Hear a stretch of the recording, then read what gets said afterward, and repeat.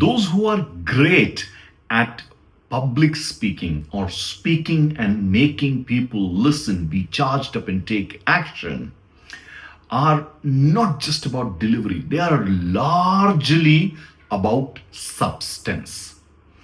And where does substance come? And for that, you need to expose yourselves to great thought. And much of that will come when you read. Yes, you will get it if you listen, watch videos, etc. But there's really very little substitute of reading, because that reflected light coming off a book, the indulgence with the book, the act of being with that piece of paper or that document is really very enriching. Here is my encouragement to you. Number one, if you want to be a great speaker, read in your own area, whatever your subject. So whether you're a finance person or a data person, or you are a fiction person, you're a movie person, you are someone involved in sciences, whatever your area might be, read all the amazing literature available in your own space. You will get to know that so much has been thought through. In fact, there is a line that I heard many decades back which said, all your original thoughts have been thought through somewhere else. When you expose yourselves to all that, you are made to think better. And that's one of the things that I will leave with you, that read enough in your space. So for all you know, within your expertise area itself, you will become an original thinker. So start reading in your space, you'll become an expert, and then the expert can actually become an original thinker with that reading. Number two, I will encourage you to do general reading in multiple other subjects. So doesn't matter which area you come from, whether it's medicine or sciences or finance or HR, whichever space you come from, read other things. Read good fiction, read good cultural and heritage oriented literature, read about art, read about music, read something totally unrelated to your field. When you do that, the person in you who's acquired expertise and original thinking in your space will get stimuli, will get a lot of width and get a lot of exposure of how other fields are thinking. And that itself will enrich you and give you a lot of understanding about how others have a worldview. Like if you are someone coming from the sciences, reading spiritual literature will also help you understand how logic isn't the only way to approach life. There are so many other aspects like faith, understanding, experimentation, experiencing. And when you start putting the words into experience into words, phenomena come up. What are some of those phenomena that we can use to describe experience? It's a huge combination when it comes with rationality and logic and arguments. Like that, there are so many other good things that can happen. So I leave this again with you. Read from diverse areas so that it can give you great amount of depth and breadth. And the other thing that I want to leave with you is read difficult literature. Pick up things which are heavy reading, heavy books. Now, this could happen in your industry or it could happen in other areas. Pick up literature that is dense, use of dense words, dense logic, dense storytelling, dense characters, rich layered meaning into it.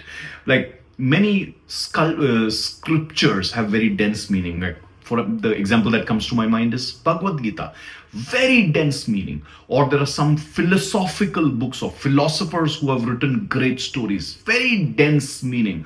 Or stories of real life, of lives of people, autobiographies. Some autobiographies are very dense, very heavy.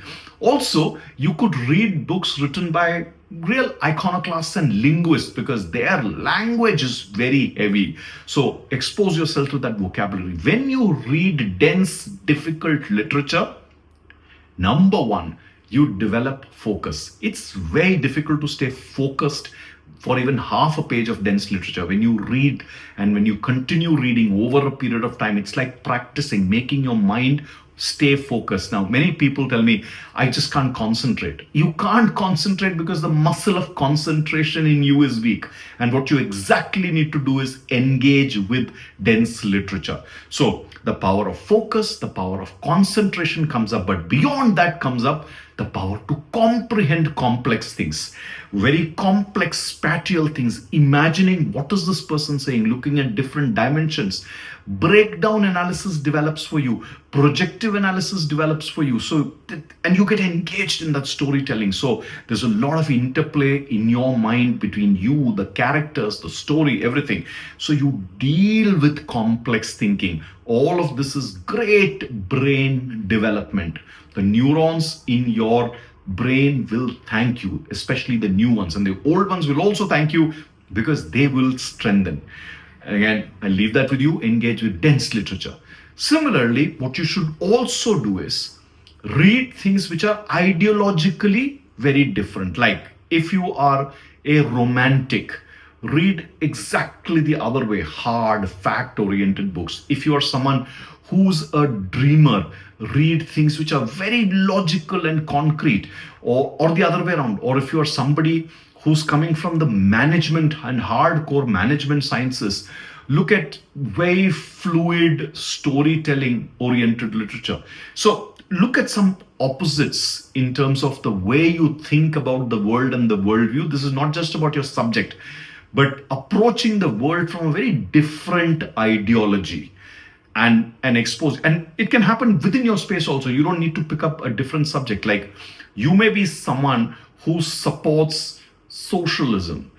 Read what capitalists say or what other kind of isms are talking about. Will be great. You are someone who believes in deep worship. Look at what people who are atheists in your space they are talking about. Like that, that's where the ideological differences will come up. And there are a lot of ways of picking up ideological differences. Experiment with this and you will benefit because you will have 360-degree view of how others are thinking. And this also helps you develop logic, rationale, arguments, and it helps you debate well. And lastly, what I'll encourage you to do is read works of critics. These are people who have read things, watched a movie, listened to someone speak, or doing analysis of politics or science or society or communities, and they're critiquing. What this will help you is develop a lot of that science, the structure and the methodology of what critical examination is all about, how to do commentaries, how to read, how to represent that literature. And all of this richness when it gets blended together. So reading for depth, reading for variety, looking at difficult literature, looking at ideological opposites, and looking at criticisms and critique and critical literature, all put together will give you a beautiful blend of substance and make you eloquent in your thinking. When you combine this eloquent thinking with substantial amount of writing, and I've covered this topic in a previous video where I've said writing is critical. When you combine that eloquent thought with writing, you become a very eloquent painter of words. Your speech becomes like a very detailed painting, mesmerizing, calling others into action. Take the first step.